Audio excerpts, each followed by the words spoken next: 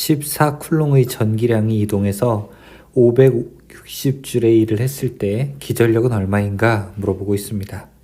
14쿨롱이라고 하는 것은 전기량이고요. 560줄은 한 일이죠. 이때 기전력 V값을 물어보고 있습니다. 우리가 한 일 W는요, VQ가 되는데 이때 V는 Q분의 W가 되고요. 한 일은 560이고 그 다음에 전기량은 14가 되니 이 값은 40V가 됩니다. 답은 1번이 되죠. 한 개의 전자 질량은 약 몇 킬로그램인가 물어보고 있습니다. 전자 한 개의 질량은 마이너스 31승이 들어가는 거 꼭 기억해 주시고요. 그 다음에 9.109 이렇게 되는 것을 알아두시기 바랍니다. 답은 2번 9.109 곱하기 10의 마이너스 31 킬로그램이 됩니다. 100V 300W의 전연선의 저항값은 어떻게 되는가 물어보고 있습니다. 100V면은 전압 V가 되고요. 300W면은 P값이 되는데요. 우리가 P는 R분의 V 제곱이 되고 여기서 R값이라고 하는 것은 P분의 V 제곱이 되어서 P값은 300이 그 다음에 V값은 100의 제곱이 됩니다. 이 값을 계산하면은 아마 33.35 나오게 될 텐데요. 답은 3번이 해당하죠. 저항과 코일이 직렬 연결된 회로에서 직류 220V를 인가하면 20A의 전류가 흐르고 교류 220V를 인가하면 10A의 전류가 흐른다. 이 코일의 리액턴스는 얼마큼이 되는가 물어보고 있습니다. 한번 내용을 그림으로 살펴보죠. 저항과 코일이 직렬로 연결된 회로라고 하네요. 이렇게 저항도 있고 그 다음에 코일이 직렬로 연결된 회로가 있고요. 여기다가 DC 220, 즉 직류를 하게 되면은 우리가 I는 R분의 V가 되죠. 이때 저항값을 계산해 보게 되면은 I분의 V가 되어서 직류를 인가하게 되면 20A가 흐른다고 하니까 20분의 220 하면은 저항은 11옴이 됐다는 겁니다. 그러면 우리는 여기서 저항이 11옴이라고 하는 것을 알 수가 있죠. 자, 이제 문제는 교류 220V를 인가하게 되면 10A의 전류가 흐른다고 하는데요. 이때 리액턴스는 얼마냐 이렇게 물어보고 있는 거죠. 그러면 이제 AC, 이제 교류를 인가했을 때를 한번 보도록 하겠습니다. 교류를 인가했을 때 임피던스를 먼저 구하면은 I분의 V가 되는데 전류값은 10이고 전압은 220이니까 여기는 22옴이 되는 거예요.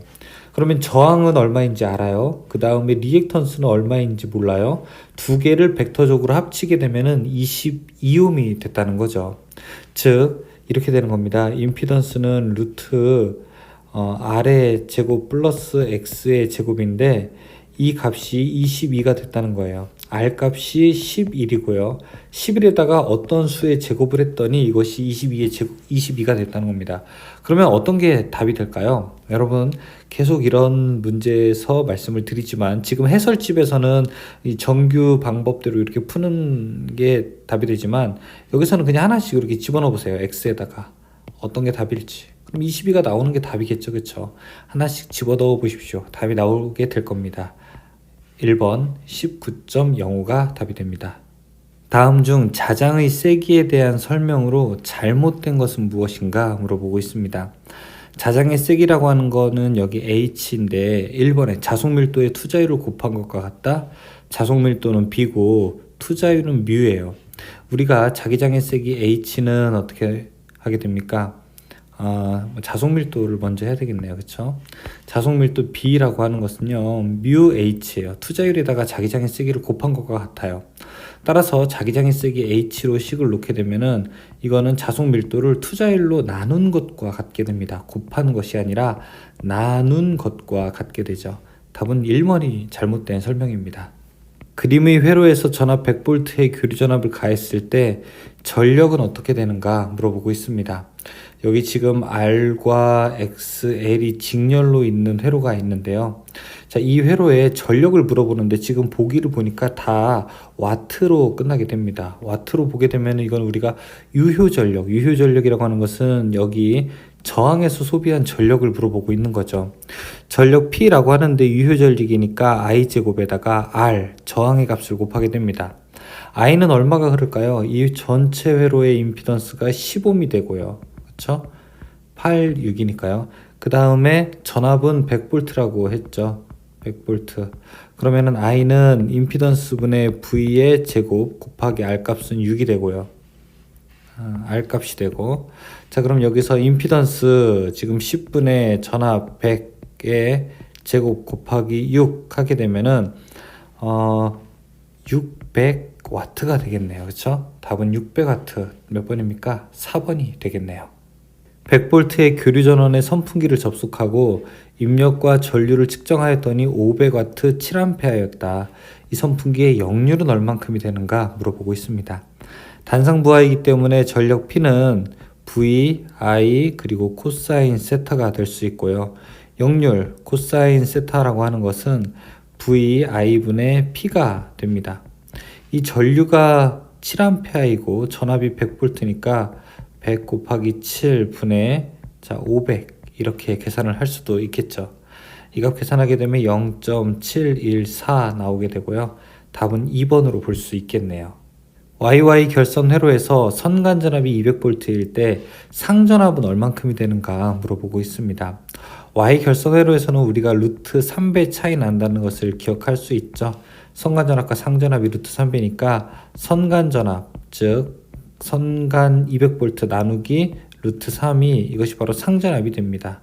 선간 전압이 200이고 자, 이것을 루트 3으로 나누게 되면은 이제 상전압을 구할 수 있는데 그 값은 115V가 됩니다. 답은 2번에 해당하죠. 절연체 중에서 플라스틱, 고무, 종이, 운모 등과 같이 전기적으로 분극 현상이 일어나는 물체를 특히 무엇이라고 하는가 물어보고 있습니다. 이제 전기가 통하지는 않지만 분극 현상, 전기 쌍극자라고 해서 플러스와 이 안에 마이너스가 이렇게 서로 전기가 형성되었을 때 이렇게 극이 나눠지는 현상을 우리가 분극 현상이라고 하게 되는데요. 이런 것이 무엇인가 물어보고 있습니다. 이것은 이제 콘덴서에 사용되는 건데 이걸 우리가 유전체라고 부르게 됩니다. 다음이 설명하는 것은 금속 A와 B로 만든 열 전쌍과 접점 사이에 임의의 금속 C를 연결해도 C의 양 끝의 접점 온도를 똑같이 유지하면 회로의 열 기전력은 변화하지 않는다라고 이야기하고 있습니다. 보통 이제 앞에서 우리가 펠티 효과라든지 제백 효과 이런 것들은 많이 볼 수 있었는데 이제 이런 것들은 사실 처음 나오는 이제 문제에 해당하죠. 어쨌든 여기 A로 만든 금속과 B로 만든 금속이라고 하는 것에다가 C라고 하는 새로운 금속이 들어오게 됐죠. 자, 이것을 우리가 하나, 둘, 셋, 제3금속의 법칙이라고 부르게 됩니다. 답은 3번으로 대답할 수 있습니다. V는 200V, C1은 10마이크로패럿, C2는 5마이크로패럿인 두 개의 콘덴서가 병렬로 접속되어 있다. 콘덴서 C1에 축적되는 전하는 어떻게 되는가 물어보고 있습니다. 지금 우리가 콘덴서가 병렬로 두 개 연결되어 있다고 하니까 그림으로 그릴 수 있는데요. 여기 하나, 둘, 그 다음에 각각 10마이크로패럿 그리고 여기가 5마이크로패럿이라고 하게 됩니다. C1에 축적되는 전하를 물어봤어요. C1에 축적되는 전하를 물어봤으니까 C1에 축적되는 전하 우리가 Q1이라고 한번 해볼까요? Q는 어떻게 됩니까? CV가 되죠. 그럼 C1의 용량 곱하기 전압 병렬이니까 똑같죠. C1의 값이 10 곱하기 10의 마이너스 6승이고요. 곱하기 전압은 200V가 되게 되면 자, 이 값은 2000 마이크로 쿨롱이 되겠네요. 2000 곱하기 10의 마이너스 6승이니까요. 답은 2000 마이크로 쿨롱인 것. 답 몇 번이 되나요? 4번이 됩니다. 환상 철심의 평균 자로의 길이가 Lm, 단면적 A제곱미터, B 투자율 뮤 S, 권수 N1, N2인 두 코일의 상호 인덕턴스는 얼만큼이냐 물어보고 있습니다. 자, 이것도 여러분 출제 비중이 굉장히 낮은 문제이니까 답만 한번 보고 넘어가셔도 괜찮습니다. 답은 3번으로 대답할 수가 있습니다. 1차 전지로 가장 많이 사용되는 것은 무엇인가 물어보고 있습니다. 1차 전지라고 하는 것은 충전이 불가능한 전지죠. 충전이 불가능한 전지는 바로 3번 망간 건전지입니다. 키르호프의 법칙을 이용하여 방정식을 세우는 방법으로 잘못된 것은 무엇인가 물어보고 있습니다. 키르호프의 법칙이라고 하는 것은 우리가 폐회로망의 전류를 계산할 때 사용을 하게 되는 건데요. 예를 들어 이런 것이 있겠죠. 제1법칙으로는 우리가 전류에 대한 거, 제2법칙은 전압에 대한 것으로서 이것을 KCl, KVL 그렇게 우리가 분석하는 방법이 있습니다. 어떤 한 점을 기준으로 했을 때 전류를 기준으로 회로를 해석하는 방법과 전압을 기준으로 회로를 해석하는 방법이 있게 됩니다. 일단 1번 키르호프의 제1법칙 회로망에 이미 한 점에 적용하게 된다. 이거는 전류법칙이니까 2번 각 폐열에서 키르호프의 제2법칙을 적용하게 된다. 3번 각 회로의 전류를 문자로 나타내고 방향을 가정한다. 4번 계산 결과 전류가 플러스로 표시된 것은 처음에 정한 방향과 반대 방향이 아니라 이제 같은 방향이죠. 같은 방향일 때는 플러스, 다른 방향일 때는 마이너스로 계산해서 회로를 전체를 해석하는 방법이 있습니다. 여기는 4번이 잘못된 말에 해당합니다. 정전 용량이 같은 콘덴서 10개가 있다. 이것을 병렬 접속할 때의 값은 직렬 접속할 때의 값보다 어떻게 되는가 물어보고 있습니다. 예를 들어 여러분 10페러짜리 콘덴서가 있다고 한번 해보죠. 만약에 직렬로 10개를 연결하게 되면 얼만큼이 됩니까? 10분의 10이니까 1이죠. 하지만 병렬로 연결하면 어떻게 됩니까? 이것이 10페러짜리가 10개 있으니까 100페롯이 되겠죠. 따라서 둘 사이는 100배의 크기 차이가 있게 되는데요. 병렬 접속할 때의 값은 병렬일 때의 값은 직렬의 몇 배가 됩니까? 100배가 되는 거죠. 답은 4번이 됩니다. 이거는 만약에 문제가 직렬은 병렬보다 몇 배냐라고 하면 그때는 100분의 1이라고 이제 대답을 해야 되겠죠.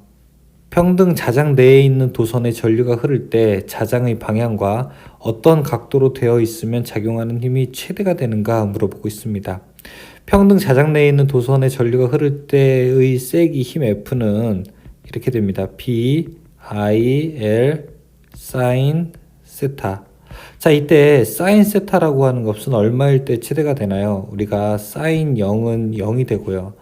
사인 그 다음에 90은 1이 되기 때문에 사인이 90도일 때, 즉 직각이 될 때 최대가 됩니다. 답은 4번이 해당하겠네요. 자석에 대한 성질을 설명한 것으로 옳지 못한 것은 무엇인가 물어보고 있습니다. 1번에 자극은 자석의 양 끝에서 가장 강하다라고 되어 있는데요. 이거는 맞죠. 우리가 자석을 보게 되면은 N극, S극 각 극 부분이 가장 쇠붙이 같은 거를 가까이 되었을 때 큰 힘을 발휘하게 되죠. 이번에 자극이 가지는 자기량은 항상 N극이 강하다. 이거는 이제 잘못된 것 같습니다. 자극이 가지는 자기량은 N과 S가 동일하게 되죠. 2번이 잘못된 특징이 있네요.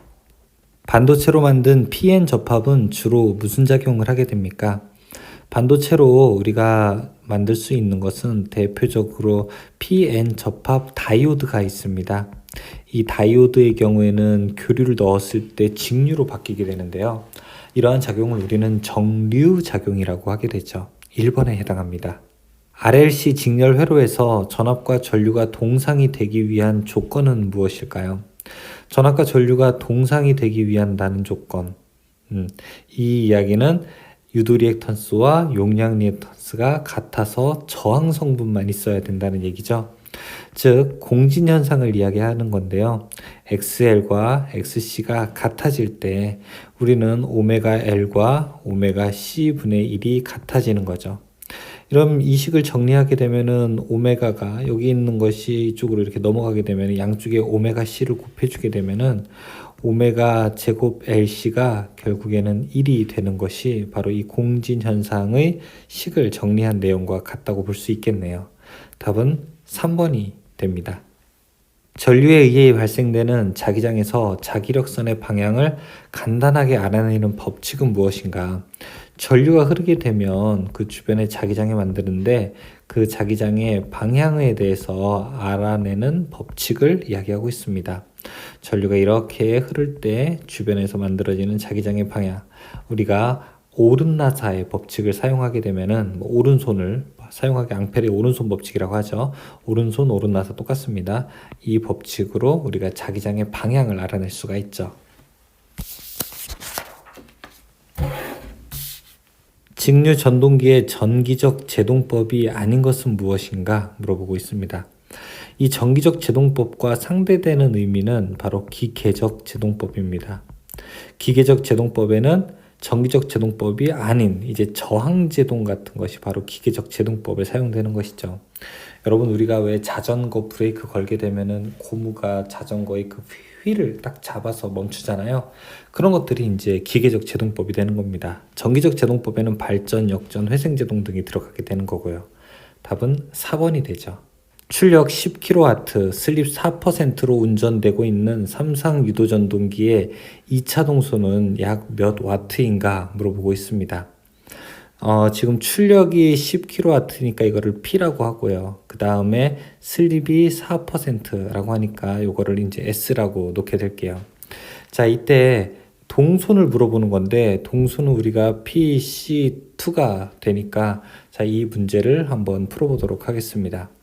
일단 동손 PC2 2차 동손이라고 하는 것은 슬립에다가 P2를 곱하게 되는 겁니다. 2차 입력을요. 이 식은 슬립에다가 우리가 2차 입력이라고 하는 것은 출력을 1 빼기 슬립, 즉 효율로 나누게 되면은 이게 2차 입력이 되거든요. 자, 이걸 계산하게 되면은 0.04 슬립 알려줬고요. 곱하기 1 빼기 0.04 분의 출력 10, 요거를 이제 계산하면 되는데요. 자, 이 값을 아마 0.4 정도 나오게 될 겁니다. 0.4 정도 나오게 되면은 답을 이제 구할 수가 있죠. 답은 약 400W에 해당하는 417W가 됩니다. 삼상 유도전동기의 1차 입력이 60kW, 1차 손실이 1kW, 슬립이 3%일 때 기계적인 출력은 어떻게 되는가 물어보고 있습니다. 자, 여기에 어떤 기계에 입력된 게 60이고요. 그 다음에 손실이 1kW가 있고요.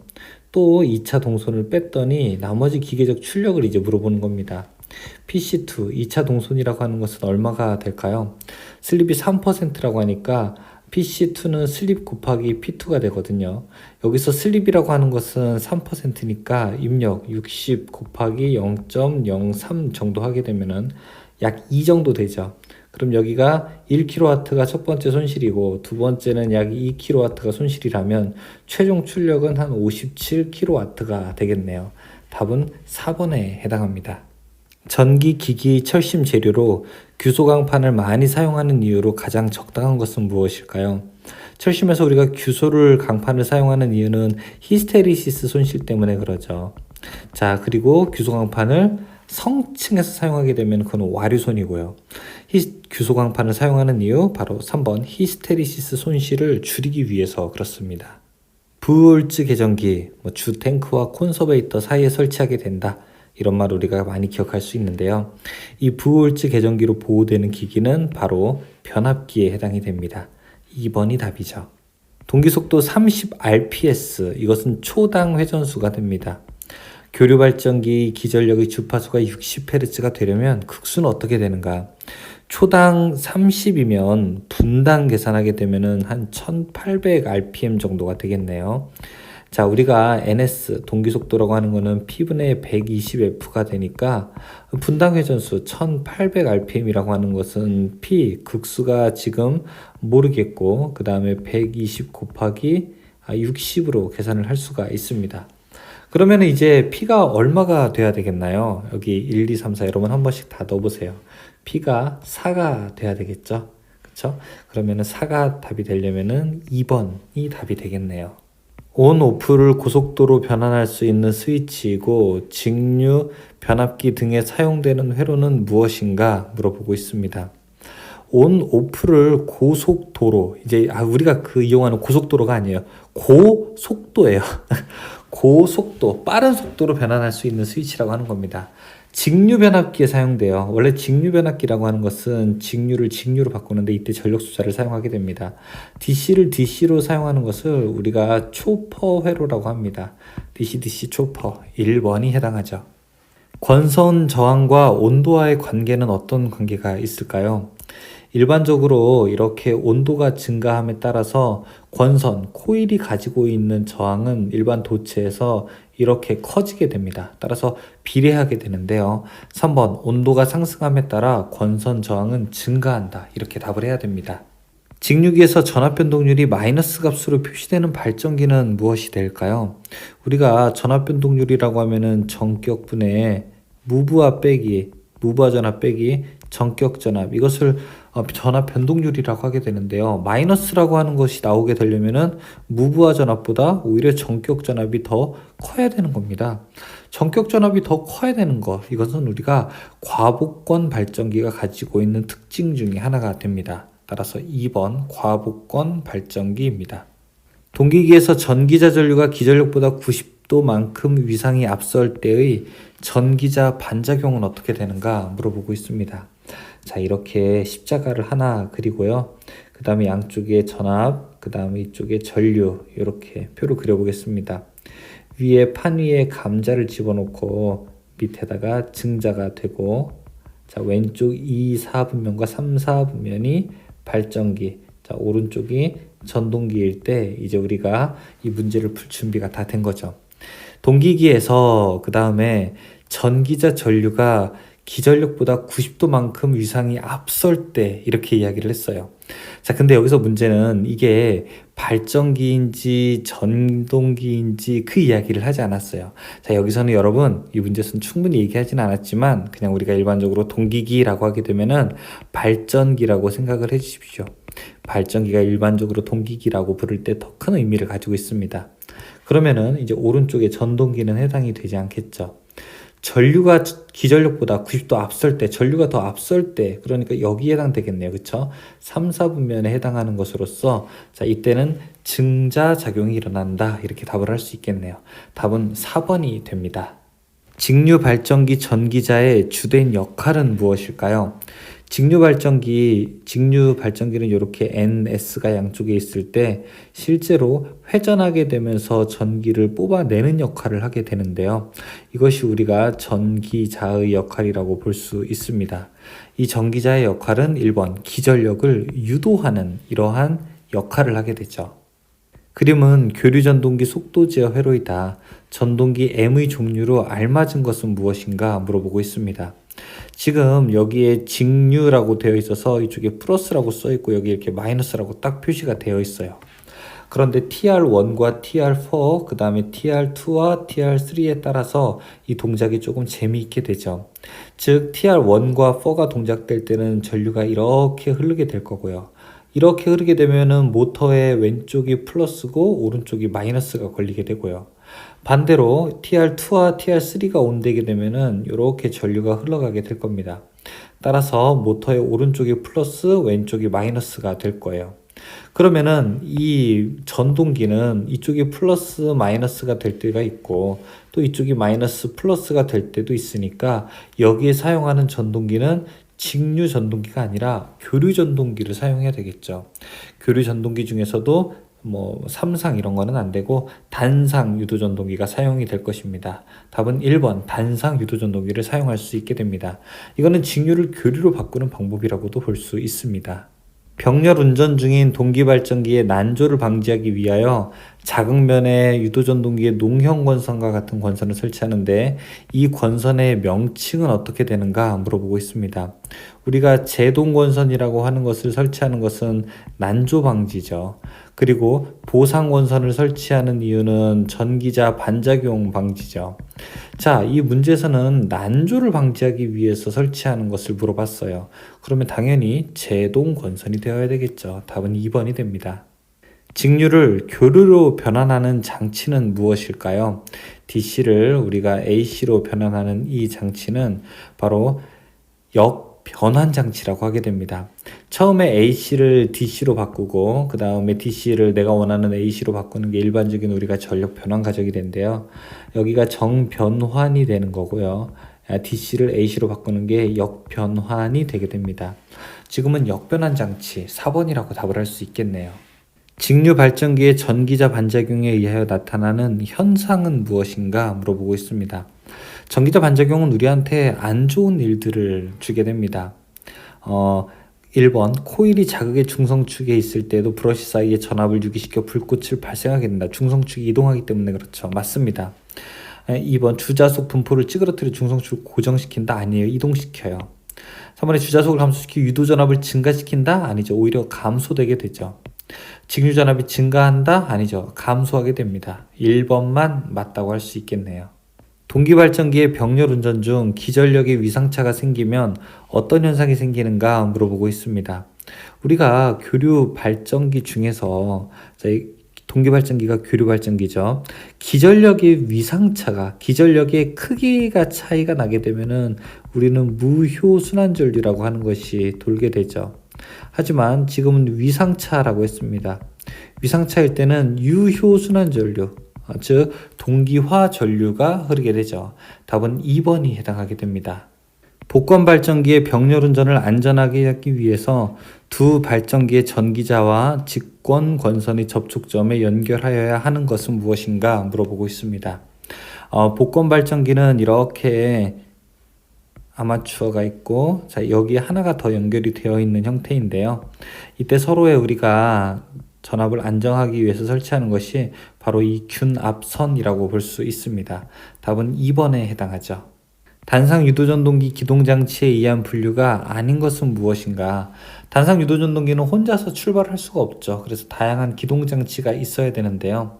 이때 분산 기동형이라든지 콘덴서 기동형, 그 다음에 쉐이딩 코일형 같은 것을 이용해서 혹은 반발 기동, 반발 유도 이런 장치들을 이용해서 우리가 스타트를 하게 됩니다.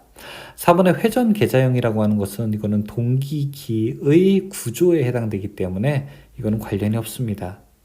2차 전압 200V, 2차 권선 저항 0.03옴, 2차 리액턴스 0.04옴인 유도전동기가 3%의 슬립으로 운전 중이라면 2차 전류는 어떻게 되는가 물어보고 있습니다.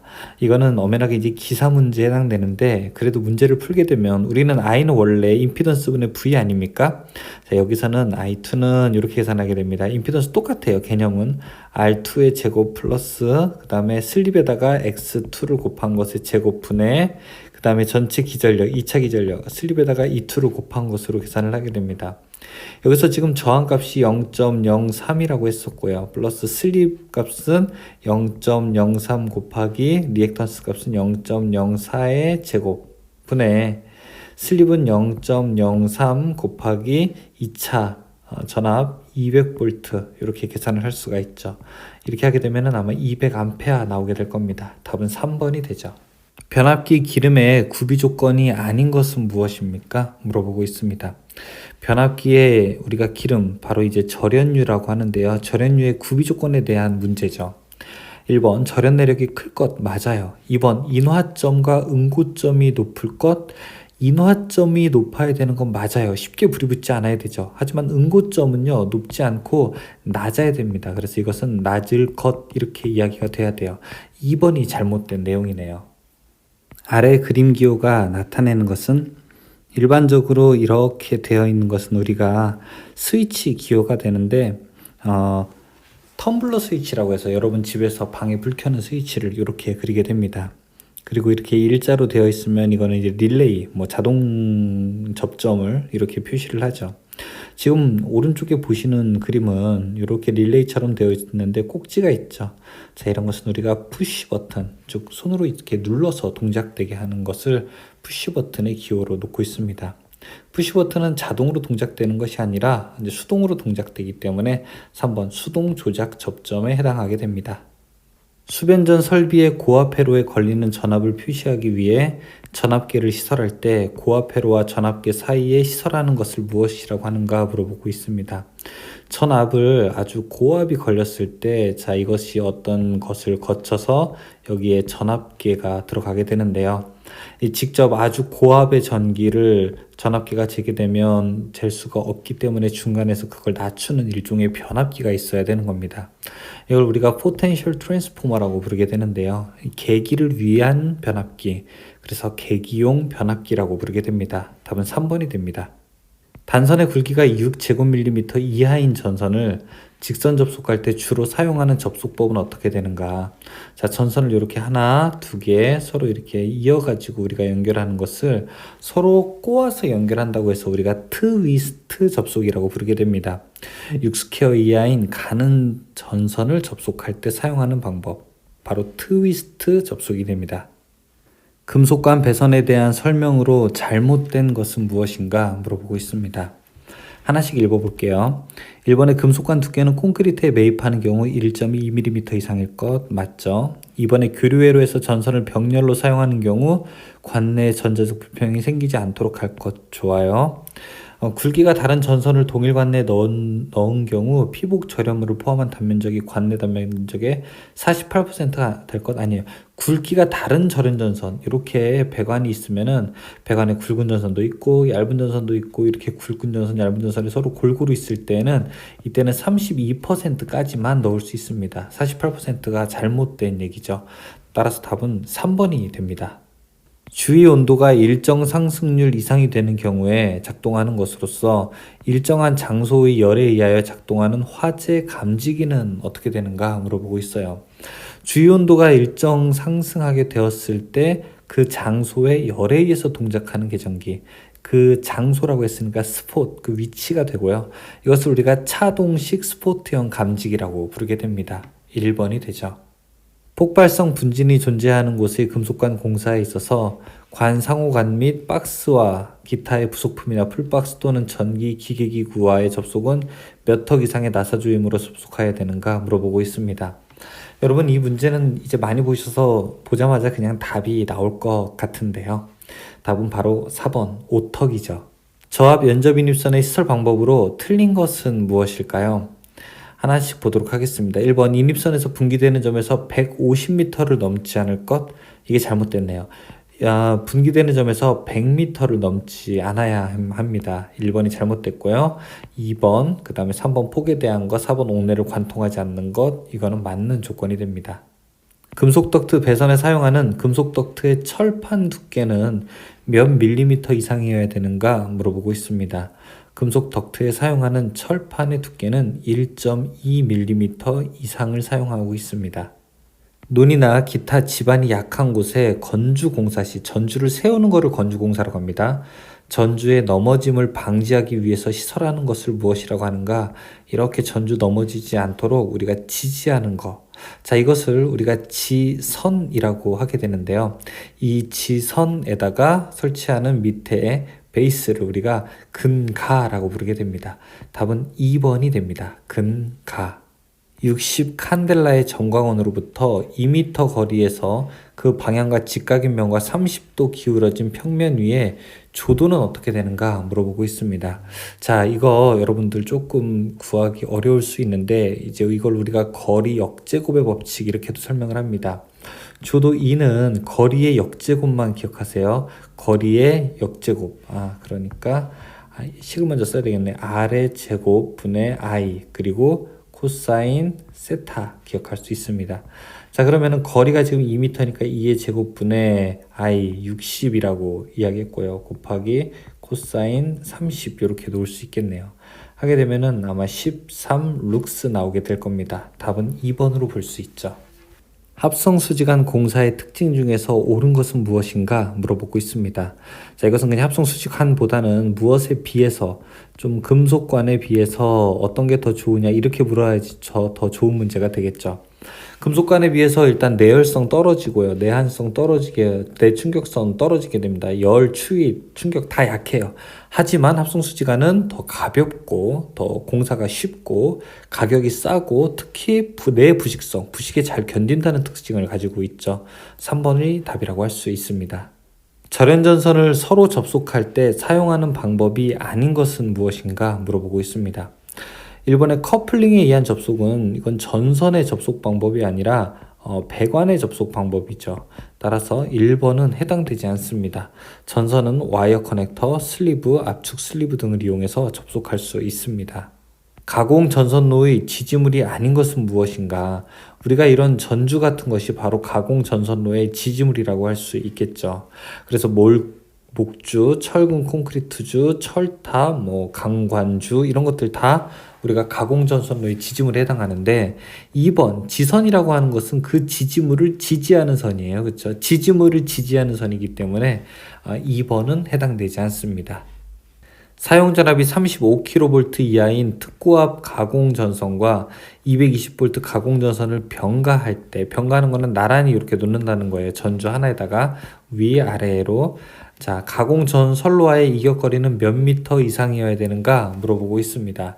지금 저압이랑 그 다음에 고압이 병가될 때는 0.5m 이상이어야 되거든요. 그리고 35kV 이하인 경우에는 우리가 1.2m 이상 이격합니다. 또 35 초과하고 60 안 될 때는 2m 이상, 35kV 이하일 때는 1.2m 이상이고요. 자, 따라서 여기서 답은 3번 1.2m라고 할 수 있습니다. 애자 사용 공사에 대한 설명 중에서 틀린 것은 무엇인가 물어보고 있습니다. 애자를 사용해서 공사를 하게 될 때 1번 사용전압이 400V 미만이면 전선과 조영제의 간격은 2.5cm 이상일 것. 이거는 맞아요.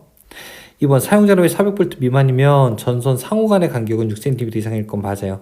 전선은 무조건 전압의 관계없이 6cm 이상이죠. 사용전압이 220V이면 전선과 조영자의 이격거리는 2.5cm 이상일 건 맞아요. 400V 미만이니까. 4번에 전선을 조영제의 옆면에 따라 붙일 때 전선의 지지점의 거리는 3m 이하일 것. 이건 해당되지 않습니다. 이거는 바로 2m가 됩니다. 답은 4번이 되죠. 합성수지제 가요전선 간의 규격이 아닌 것은 어떻게 될까요? 합성수지제 전선 간의 경우에는 우리가 14, 16, 22, 28 이렇게 넘어가고 있기 때문에 4번에 52까지 오지는 않습니다. 간선에 접속하는 전동기의 전격전류 합계가 50A 이하인 경우에는 그 전격전류 합계의 몇 배를 견디는 전선을 선정해야 되는가 물어보고 있습니다. 50A가 안 될 때, 50A 이하일 때를 설명하고 있는데요. 우리가 이하일 때는 곱하기 1.25를 하고요. 50을 넘을 때, 초과일 때는 곱하기 1.1배를 하게 되죠. 지금 이하니까 답은 3번이 됩니다. 400V 이상인 저압 옥내 배선 공사를 케이블 공사로 할 경우 케이블을 넣는 방호장치의 금속재 부분은 제 몇 종 접지 공사를 해야 하는가 물어보고 있습니다. 400V 이상인 경우라고 지금 이야기하고 있어요. 400V 이상일 때는 우리가 특 3종을 하게 되죠. 따라서 답이 특 3종인 거를 찾게 되면 여기 4번으로 정할 수가 있습니다. 저압 가공전선로의 지지물이 목주인 경우 풍압파 중에 몇 배에 견디는 강도를 가져야 하는가 물어보고 있습니다. 바람이 불 때 견디는 것 이야기하고 있는데요. 이제 목주일 때는 저압인 경우에는 1.2 이상이어야 되고요. 그 다음에 고압일 때는 1.3 이상, 마지막으로 이제 특고압일 때는 1.5 이상이어야 합니다. 지금은 저압이라고 나타내고 있으므로 1.2, 즉 4번이 답이 됩니다. 220V 옥내 배선에서 전 백열 전구를 노출로 설치할 때 사용하는 기구는 무엇인가 물어보고 있어요. 백열 전구가 노출될 때 사용하는 거, 이렇게 생긴 우리 백열 전구의 소켓을 뭐라고 하죠? 이거를 리셉터클이라고 하게 됩니다. 이렇게 백열 전구를 우리가 끼우게 되는 거죠. 리셉터클, 답은 1번이 됩니다.